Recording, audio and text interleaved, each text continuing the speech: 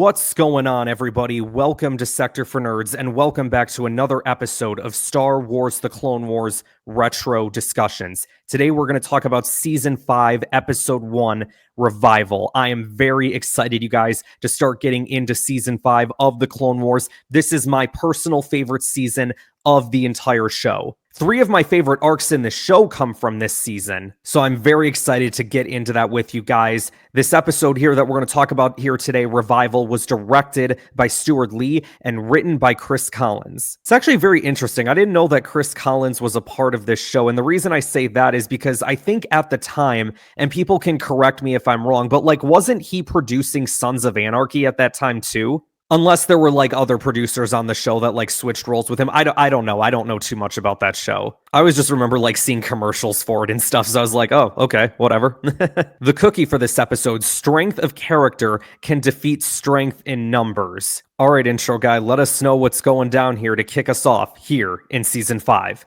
Death and destruction. Darth Maul and Savage Opress spread chaos as they descend on the Outer Rim. After rescuing his brother from despair, Savage and Maul murder and pillage at every turn.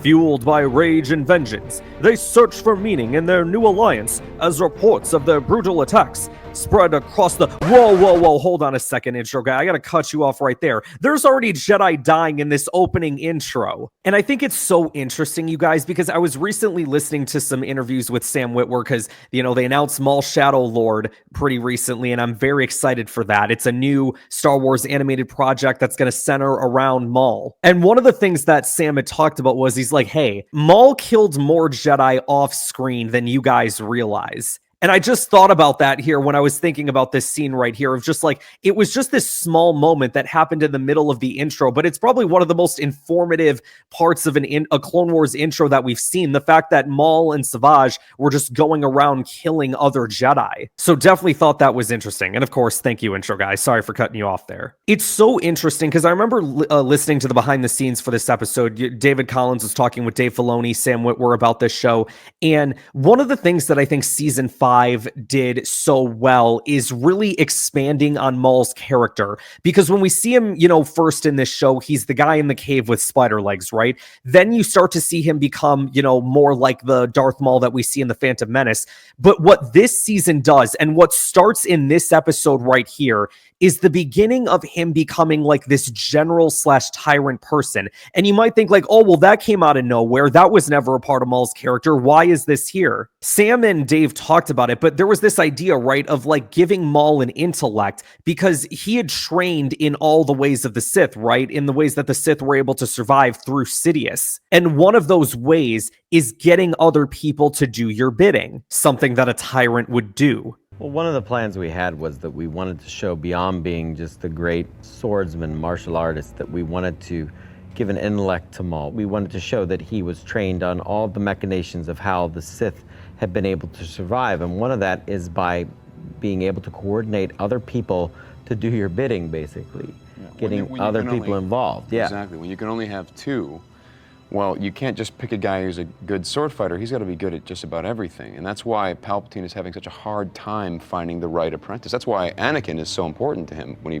finally hones in on him. So I definitely thought it was an interesting piece to that character. And like I said, when we get to towards the end of this, season with Maul and his story, I was so all in with Maul's story and where it was going to go and the direction that they were going to take it, and was completely on board with him coming back from the dead. So this episode starts out with Maul and Savage, obviously they kill 2 Jedi in that intro. Then we see him going around this, space station, killing off security droids, and they find a fortune, to which Maul says, "True fortune would be the demise of Kenobi." And he says, to continue, we need one singular vision. My vision. And Savage is sitting there bro, there's no need for dominance between us. And Maul points out, there always 2 there are, which is a Yoda quote, so it's kind of weird that he'd say it like that, but a master and an apprentice, and you are the apprentice. Then we see Maul and Savage have what fans of professional wrestling, including myself, would like to call a squash match, which basically means just a one-sided affair. One guy completely dominates the match. It only lasts maybe a minute or 2. This fight lasted maybe 10, 15 seconds at most. This was a complete squash. Maul just kicked his butt, and he goes, I shall complete your training not as your brother, but as your master. And it also opens up another interesting idea that Sam had talked about behind the scenes, is that does Maul actually care about Savage? And I remember that being something that I thought about during this time, is like, does Maul actually care about this guy, or is he just using him for his own personal gain? And we've talked about this before. Does he care about Savage? Or does he need Savage? Exactly. And we didn't want that to be clear. You know, with these Sith, there are a lot of machinations going on. They're always planning. They don't do anything frivolously, but it's all very scheming.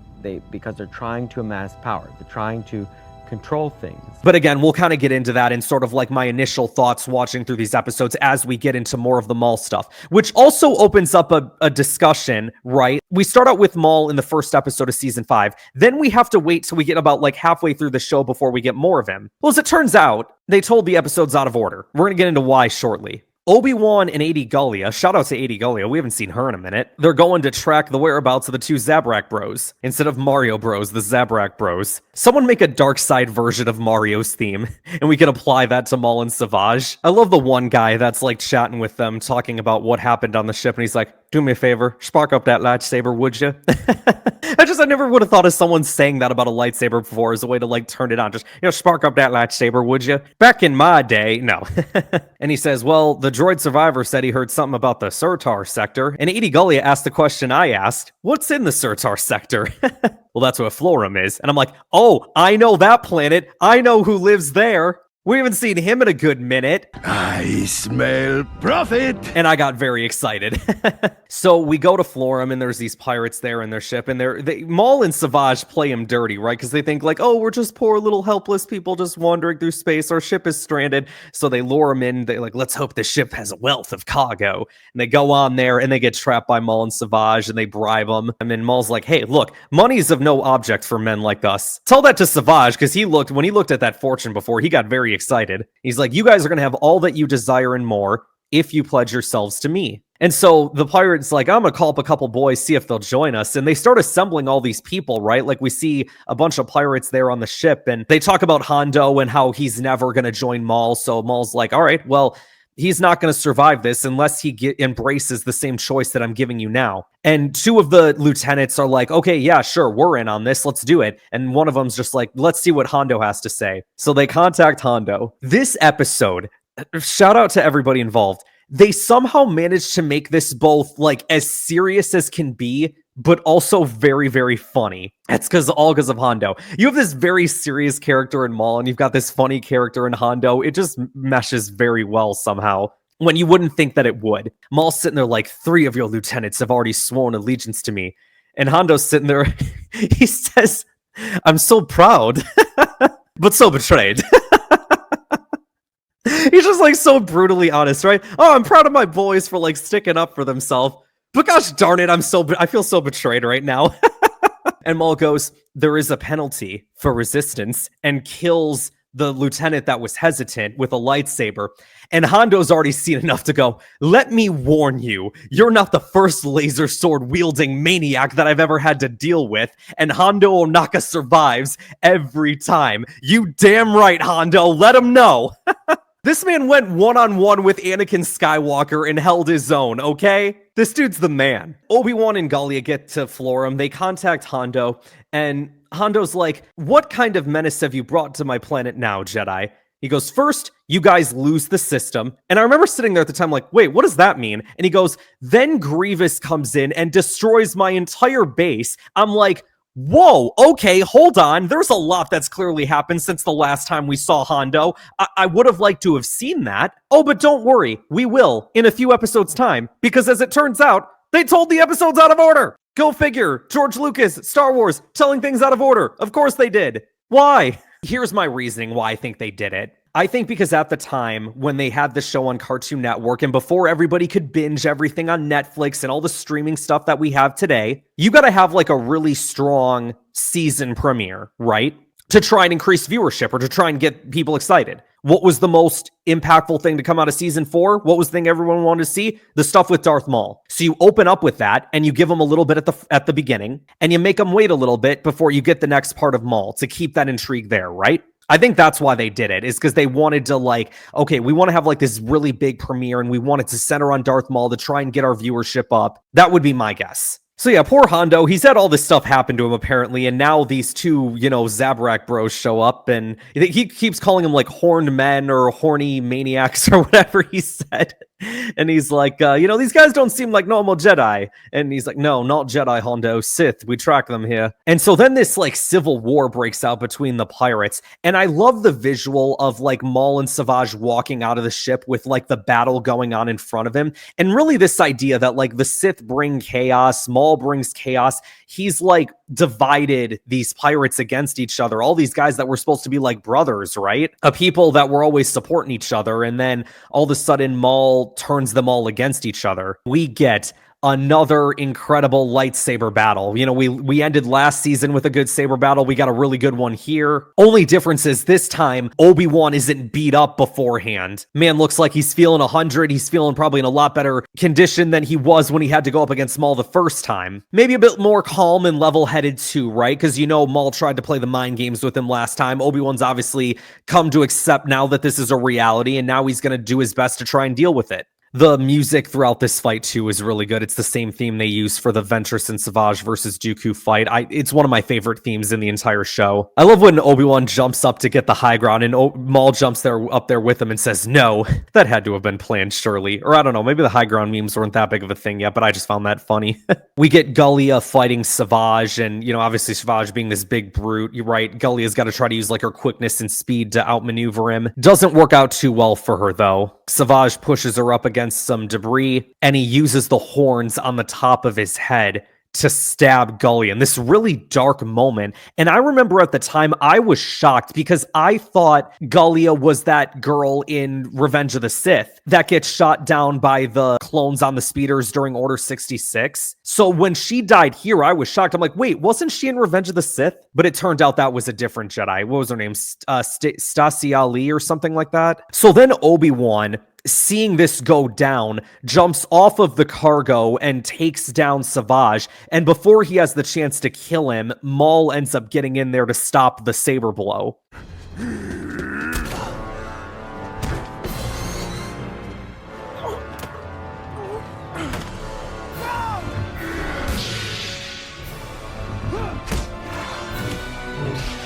And then it becomes like basically a handicap match, right? I'm using a lot of professional wrestling terms today, but like a 2-on-1 situation for Obi-Wan. And I remember thinking like first time watching this, like, oh, I don't know if this is a good thing for Obi-Wan right now. Like, I don't know if he can take on both brothers like this. He's going to get his butt kicked again. But Hondo yells for Obi-Wan to fall back. They end up retreating into like what's left of the, pirate structure that used to be there. Hondo has his men take a cannon down the hallway, which they're going to use to ambush the other pirates. And Hondo's like, where's the other Jedi? And wait, she's dead. They are too powerful for even you. So then Obi-Wan hears them all coming, right? So it's like, all right, I'll draw the brothers away. Once that's done, blast the passageway closed. And I remember thinking at the time, man, Obi-Wan, I don't know if you really want to do this, bro. But I also get it, right? Like he feels like poor Hondo's being dragged into this. Like I'll be the one to take the front from these two. Like I'm the only one who could potentially stop them here. So let me be the one to deal with them. And Hondo, in another really funny moment, just goes, and leave you alone with the two crazies?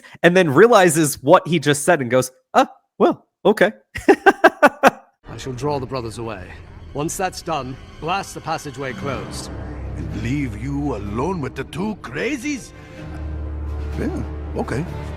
Oh, Hondo, don't stop being you, my man. Hondo does, as Obi-Wan says. He blasts the passageway closed. Hondo sets up this really nice trap where, like, they're running down this hallway, and as they're doing so, there's, like, 3 guys lifting a cannon, like, out as they're running to, like, just pop it down and, like, wipe them all out if necessary. And there's a couple guys standing there, too, with rocket launchers. I'm like, man, what a really great plan. And immediately all of them just, like, stop in their tracks and surrender. And then Hondo kind of ends up making peace with them as they're all, like, begging not to be killed. And they like get the band together, they all reunite, and they're gonna, go take the Hornmen ship because it's filled with all that stuff, right? Like the money, the rockets, the weapons, all of it. Meanwhile, Obi-Wan's having to deal with the two brothers. He's running down the hallway and he stops and it's like, all right, he's gonna make a stand. Here we go. And Maul kind of says what I've been thinking.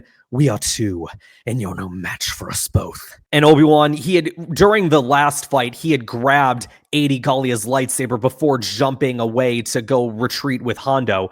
And I'm like, okay, he's got 2 sabers. Let's see how this goes. Even though I know Obi-Wan doesn't die, like, I still was like so hesitant about this whole situation the first time I was watching it. Like, bro, this is like 2 trained Sith right here. These are 2 trained warriors in the ways of the dark side. Normally in a lot of these fights, we see it takes like multiple Jedi to take down some of these Sith. Here I'm like, okay, well, this is the first time it's like 1 Jedi versus 2 Sith. Like, what's gonna happen here? And Obi-Wan, he starts taking it to him. I'm like, okay, take him one at a time, Obi-Wan. Do what you gotta do. And it gets to this point, and I'm like, oh my gosh, like, this man's freaking doing it. And I'm like, dude, he's freaking doing it. Why am I doubting this man? This is Jedi Master Obi-Wan Kenobi, like the man that we heard stories about. You fought in the Clone Wars. I was once a Jedi Knight. Like, all this stuff, the legend that is Obi-Wan Kenobi. I'm like, bro, why am I doubting this man?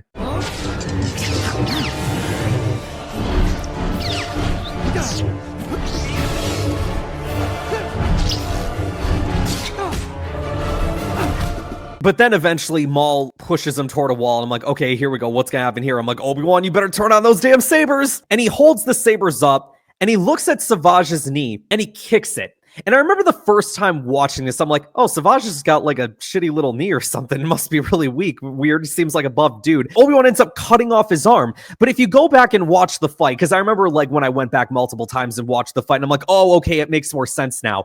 When you watch that fight, Obi-Wan is constantly kicking Savage in that knee. Like, he does it like at least 10 times. And I'm like, okay, now I get what Obi-Wan was playing at. Like, he kept weakening the knee throughout that fight to eventually get it to where he could take Savage out. And that's also interesting too, that he specifically targeted Savage because Savage is the least experienced of the 2 warriors. So find a weakness in him, take him out of the picture, and then go after Maul. And that's exactly what he did, because he takes out the knee and then ends up ducking underneath the saber attack from the both of them and ends up cutting off Savage's left arm. And I'm like, oh my gosh, he got him. And Obi-Wan has this like aggressive look on his face, like, dude, Maul, I'm coming for you, mother effer, get ready to die. And then Maul pushes him back and like all this debris falls, which separates the 2. And I'm like, Maul got saved by the bell right there, man. He got saved by the bell 100%, or he was screwed.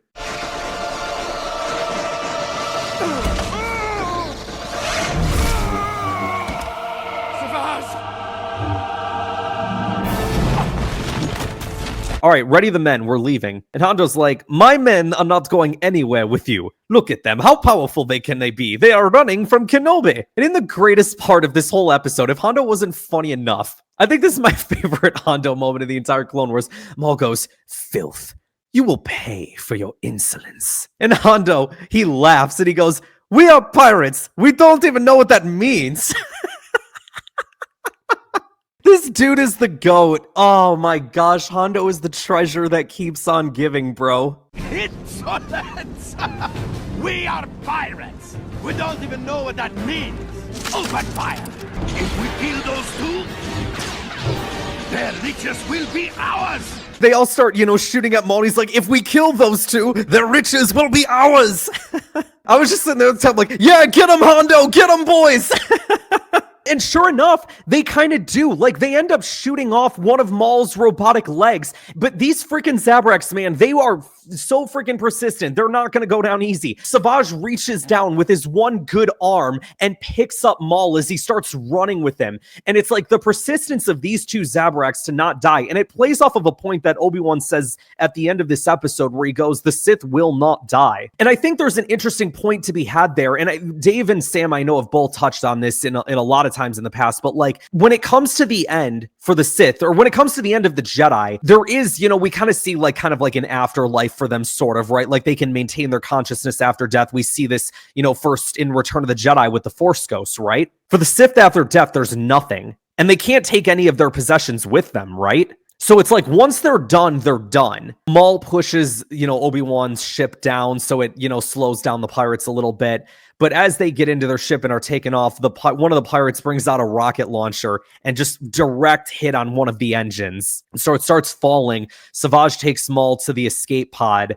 and they kind of end up getting out that way as the ship falls from the sky. So Obi-Wan and the pirates, they go to investigate the crash site. They don't see him there. It looks like a lot of the stuff is kind of just bent up out of shape, but Obi-Wan's like, I don't know if they necessarily died. Like, I cut one of them in half once and he survived. And then we get the end of this episode back on Coruscant. Obi-Wan, Anakin, Mace, Yoda, they're all speaking with the Chancellor. They're having a meeting, presumably about this Maul thing, right? Obi-Wan's like, everything we've learned from this is that the Sith are persistent. They will not die. And Palpatine's like, it does not appear that this Darth Maul is a direct threat to the Republic. We need to put your attention back to the cause at hand, stopping Count Dooku and thus ending the Clone Wars. And I remember at the time, like when I was first watching this episode, like, man, we just said both Darth Maul and Count Dooku pretty much in the same sentence. Like, who would have thought that, right? Because, like, Maul died, right? Like, Maul was gone. Count Dooku was the next villain. But now we got them both in here. And Obi-Wan goes, Maul was trying to build an army of pirates. But Palpatine is very unfazed by this whole thing. He's like,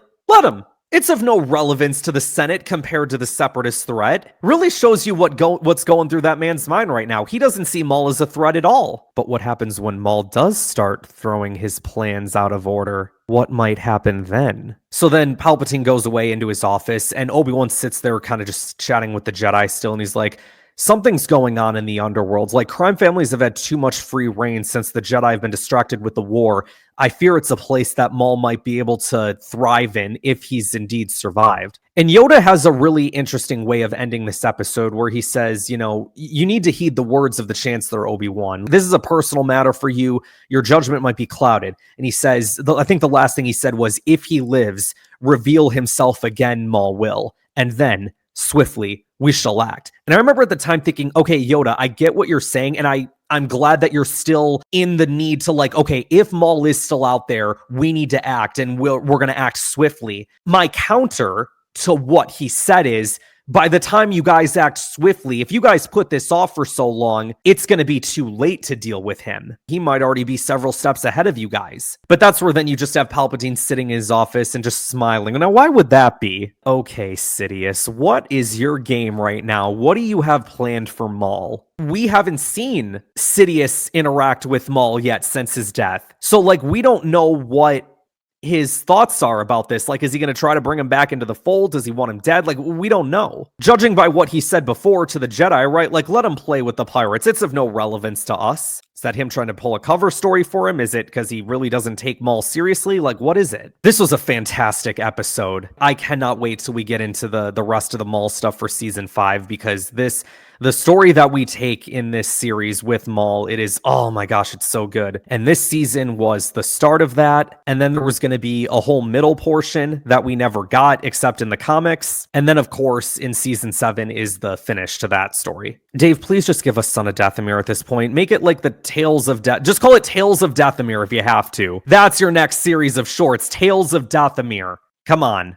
Do it. So yeah, you guys, that is going to wrap us up for today. Next time, you guys, we are going to start a 4-episode arc about Onderon and pretty much showing like the formation of the rebellion that we kind of all know, or kind of would know to be, right? So we are going to start off with season 5, episode 2, A War on Two Fronts. That's going to wrap us up, guys. Like this video, subscribe to the channel, share this video with others to help support the channel, and I will see you guys next time.